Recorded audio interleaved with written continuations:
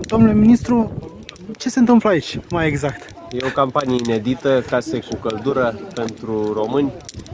Este o campanie pentru sprijinirea românilor care nu au cu ce să-și încălzească locuința în iarna aceasta, nu sunt conectați nici la rețeaua electrică, nu au nici gaze, deci depind de lemne. Lemnul s-a scumpit destul de mult în ultimii ani și ne-am gândit împreună cu Asociația Energie Inteligentă să facem această campanie de sprijinire a românilor în nevoie.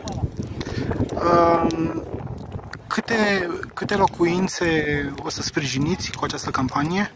Minim 1000 de locuințe ne-am propus. Bugetul proiectului este de aproximativ 1.000.000 de euro. Nu e simplu să încălzești o iarnă întreagă o locuință în România și ne bucurăm că deja au fost companii importante din sectorul energetic care au răspuns pozitiv acestui apel și simplii români care au donat puțin din ceea ce au sau mai mult pentru a sprijini acest efort.